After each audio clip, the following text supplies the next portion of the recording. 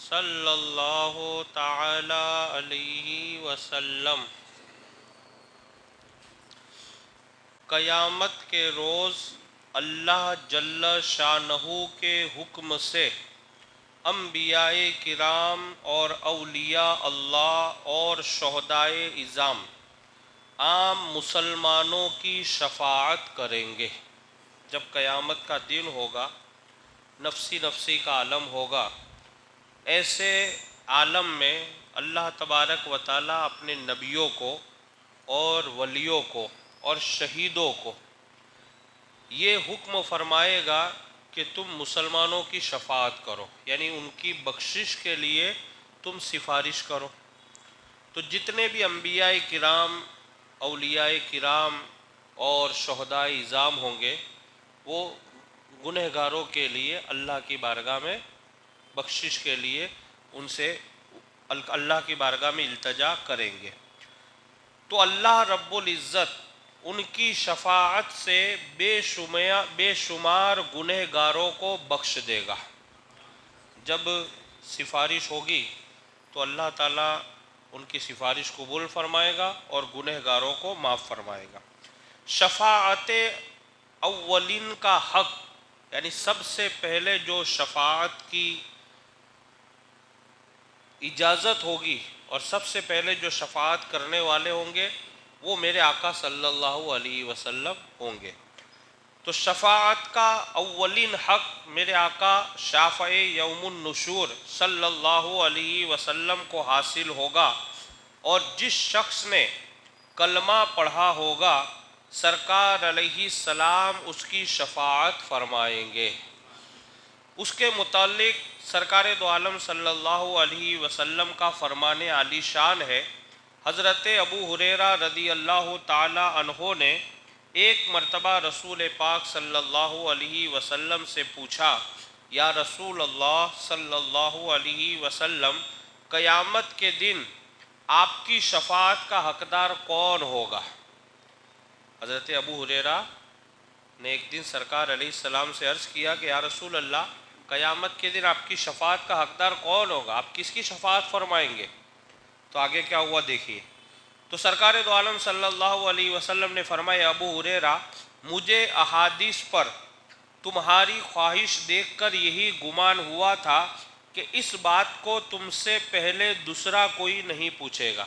یعنی حضرت ابو ہریرہ وہ صحابی رسول ہے کہ جن کو حدیث سننے کا اور حدیث جمع کرنے کا اور حدیث بیان کرنے کا بہت شوق تھا۔ جو سرکار علیہ السلام فرماتے تھے اس کو آپ بڑے غور سے سنتے تھے۔ اس لیے آپ نے دیکھا ہوگا جتنی بھی حدیث کی کتابیں ہیں، جب آپ پڑھو گے یا آپ سنو گے، چاہے کوئی بھی لینگویج میں ہو، عربی میں، اردو میں، فارسی میں، انگلش میں، گجراتی میں، ہندی میں، کسی بھی زبان میں آپ جب حدیث کی کتاب پڑھو گے تو آپ کو ایک نام بار بار سننے ملے گا، اور وہ نام ہے ابو ہریرہ۔ آپ ہر جگہ پڑھتے حضرت ابو ہریرہ بیان کرتے، حضرت ابو ہریرہ سے روایت، یہ نام آپ کو زیادہ ملے گا، کیونکہ حضرت ابو ہریرہ کو حدیث سننے کا اور حدیث محفوظ کرنے کا اور اس کو لکھنے کا اور لوگوں تک پہنچانے کا بہت شوق تھا۔ اس لیے سب سے زیادہ جو روایات منقول ہیں وہ حضرت ابو ہریرہ سے، اور خود میرے آقا فرماتے، اے ابو ہریرہ، حدیث پر جو تمہارا شوق ہے، ہوتا ہے نا جیسے ایک آدمی ہوتا ہے کہ بھئی سوال کرتا ہے، تو جیسے ہم بولتے ہیں کہ مجھے پتا تھا کہ یہ سوال وکیل صاحب کریں گے۔ کیوں پتا تھا؟ اس لیے کہ جس لائن میں ان کو مہارت ہے اس لائن کی میں بات کر رہا ہوں، تو ظاہری بات ہے وہ جانکار ہے تو اس کے بارے میں سوال کرے گا، یا کوئی اور دوسرا میڈیکلز وغیرہ کے بارے میں کوئی بات کروں گا، کوئی ڈاکٹر ہوگا تو مجھے ہوگا کہ بھئی یہ ڈاکٹر صاحب ہے تو اس بارے میں شاید مجھ سے کچھ پوچھیں گے، کیونکہ ان کی لائن ہے۔ ایسے ہی کوئی بہت بڑے عالم بیٹھے ہوں گے اور جب میں درس دوں گا تو ہو سکتا ہے کچھ بات مجھے وہ سمجھائے، کیونکہ مجھے پتہ ہے کہ یہ بہت بڑے عالم ہیں تو مجھے میری اصلاح کریں گے۔ تو ایسے ہر لائن کا ایک آدمی ہوتا ہے، اور اللہ تعالیٰ نے ہر کام کے لیے آدمیوں کو طے فرمایا ہے۔ اللہ رب العزت نے ہر کام کے لیے آدمیوں کو رکھا ہے۔ ہم اور آپ جو آج پریشان ہوتے ہیں اس کی وجہ یہ ہے کہ ہم یہ سوچتے ہیں کہ سب کام ہم کر لیں۔ اب میں عالم ہوں تو میں سوچتا ہوں کہ بھائی فلاں ڈاکٹر صاحب ہے، وکیل صاحب ہے، انجینئر ہے، آپریٹر ہے، تو ان کے کام بھی میں کر لوں. اب وہ ہوتے نہیں ہیں، میں پریشان ہوتا ہوں. اچھا اس میں ہماری نیتیں بھی صاف نہیں ہیں. میں سب کام کرنا کیوں چاہتا ہوں معلوم ہے؟ انکم بڑھ جائے، آوک بڑھ جائے. تو اب وہ کیا کہ مجھے آتا نہیں اور میں کرنے جاتا ہوں، ہوتا نہیں ہے، پھر وہ لوگ ریجیکٹ کر دیتے کہ بھائی آپ اس میں نہیں چلو گے.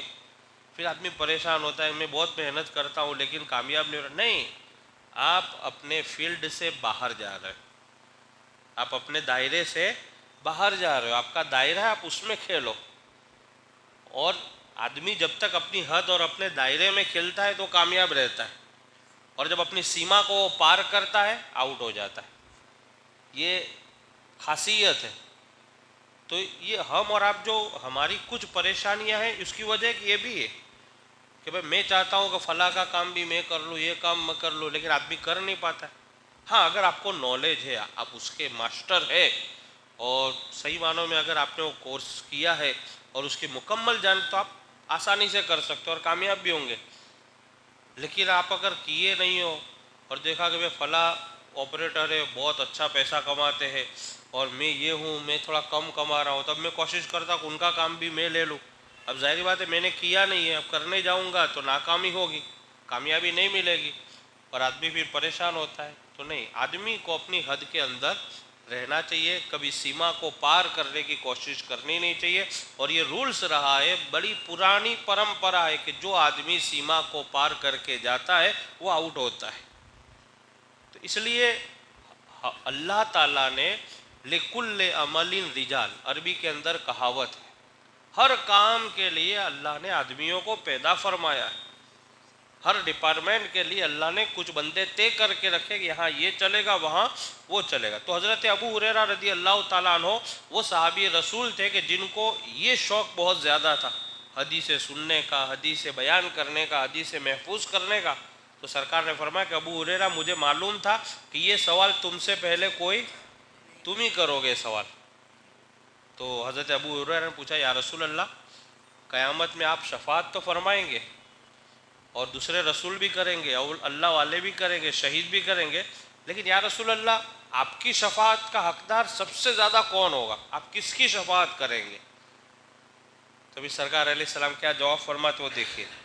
تو پھر رحمت عالم صلی اللہ علیہ وسلم نے فرمایا کہ قیامت کے دن میری شفاعت اسے نصیب ہوگی جو خلوص دل سے کہتا ہے لا الہ الا اللہ محمد الرسول اللہ. جو یہ پڑھے گا اس کو میری شفاعت نصیب ہوگی. اب کلمہ تو ہم پڑھتے ہیں، کلمہ تو سب پڑھتے ہیں، آپ لوگ روزانہ پڑھتے ہی ہوں گے اور ہر آدمی پڑھتا ہے، لیکن ذکر کی نیت سے پڑھو. کس کے نیت سے؟ ذکر کے نیت سے، اور بہت زیادہ نہیں، 1 یا 2 بار بس. اتنا بھی مت پڑھو کہ آپ پھر 5 دن پڑھ کے پھر رکھ دو تو پھر رکھ دو. اتنا پڑھو کہ آپ کو روزانہ طلب رہے. آپ کا نفس بھوکا رہنا چاہیے. نفس کو اتنا شکم شیر بھی مت کر دو کہ بھئی 3 دن 4 دن آپ پڑھنے کے بعد پھر کہو کہ 5 دن بعد پڑھیں گے، پھر آپ باری نکال دیتے ہو، ہفتے میں 1 بار پڑھوں گا، پھر 10 دن میں 1 بار پڑھوں گا، پھر مہینے میں 1 بار پڑھوں گا، پھر سال میں 1 بار، پھر غائب. نہیں، کوئی بھی عمل آپ ایسا نہیں کرے. عمل آپ ایسا کرے کہ آپ کا من، آپ کا نفس مجبور ہو جائے کہ نہیں کرنا ہی کرنا ہے. اور اس کا طریقہ کیا ہے؟ جو میری سمجھ ہے اس کا طریقہ یہ ہے کہ اگر آپ کو کلمہ طیبہ پڑھنا ہے بس دن میں 2 سے 4 بار پڑھو بس، اور بڑے اچھے طریقے سے. وہ کھا جانے والا نہیں ہو گیا، ایسا نہیں.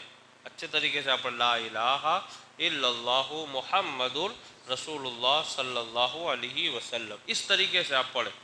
اور دن میں بس 2 ہی بار پڑھیں، ایک صبح میں اٹھ کر کے پڑھیں اور ایک رات کو سونے سے پہلے پڑھ لیا. بس ذکر کی نیت سے آپ اتنا کرو، بہت ہو جائے گا. سمجھ گئے؟ لوگوں کو بتانے کے لیے آپ کو بہت کچھ کرنے کی ضرورت، آپ اللہ کو راضی کرنے کے لیے 2 بار پڑھو، بہت زیادہ ہے. آپ کیا سمجھتے ہو کلمہ کو؟ سرکار نے فرمایا کہ جو کلمہ پڑھے گا وہ میری شفاعت کا حقدار ہو. اس سے بڑا اور خزانہ آپ کو چاہیے؟ اس سے زیادہ آپ کو چاہیے؟ ہم غلاموں کے لیے اتنا بس ہے. تو ذکر کی نیت سے آپ صبح میں اٹھ کر کے پڑھیں اور رات کو سونے سے اور ہمارے بزرگوں کا یہ طریقہ رہا ہے، وہ صبح اٹھ کر کے پہلے کلمہ پڑھتے تھے اور سونے سے پہلے۔ اب سوال پیدا ہوا یہ طریقہ کیوں تھا؟ دن میں بھی تو پڑھ سکتے تھے، کوئی ضروری تھوڑی کہ صبح اٹھ کر کے پڑھیں۔ تو کچھ بزرگوں کی ایسی سوچ تھی کہ کہیں ایسا نہ ہو کہ ہم رات کو نیند کی حالت میں ہم نے کوئی ایسی بات بول دی ہو کہ جس سے اللہ کی وحدانیت اور رسول کی رسالت پر آنچ آتی ہو۔ سمجھ میں آ رہی بات؟ نیند یعنی نیند ہوتی ہے، بات ختم۔ تو کبھی ہو سکتا ہے ہم نے نیند میں کچھ ایسی بات بول دی ہو کہ جس سے اللہ اور اس کے رسول کی شان میں گستاخی ہوتی ہو، تو صبح اٹھ کر کے پہلے کلمہ پڑھ لو تاکہ تم ایمان میں واپس آ جاؤ۔ اب رات کو کیوں؟ چلو یہ تو دن کی بات تھی تو سمجھ میں آ گئی۔ پورا دن تو ہم جاگے ہوئے، ہم کو پتہ ہے کہ ہم نے کیا بولا کیا نہیں بولا۔ تو بزرگان دین فرماتے رات کو آنکھ بند ہونے والی ہے، پتہ نہیں صبح کھلے کہ نہ کھلے، تو کلمہ پڑھ کے سو تاکہ ہمارا خاتمہ بھی ایمان پر ہو۔ اس لیے 2 ٹائم ذکر آپ پابندی سے کریں، ایک صبح میں اٹھ کر کے اور ایک رات کو سونے سے، بس اتنا ہی کرنا ہے، بہت زیادہ آپ کو کرنا نہیں ہے۔ پھر آپ مسئلہ مت بولنا کہ میں 100 بار پڑھوں تو ٹائم ہے، تو نہیں پڑھنا ہے آپ کو۔ بس آپ ایک بار اچھے سے پڑھ لیجئے ذکر کی نیت سے، اور یہ بہت بڑی بات ہے، سرکار کی شفاعت ملے گی، اس سے زیادہ اور کیا؟ تو یہ بہت بڑا ذکر ہے۔ میرے پیارے آقا صلی اللہ علیہ وسلم کے پیارے دیوانوں، کلمہ طیبہ بندہ مومن کو حضور کی شفاعت کا حقدار بنا دیتا ہے۔ میدان محشر میں جہاں کوئی کسی کے کام نہ آئے گا، وہاں پر رحمت عالم صلی اللہ علیہ وسلم کلمہ پڑھنے والوں کی شفاعت فرمائیں گے۔ سرکار رحمت عالم صلی اللہ تعالیٰ علیہ وسلم کی شفاعت کا اندازہ کوئی کیا کر سکتا ہے؟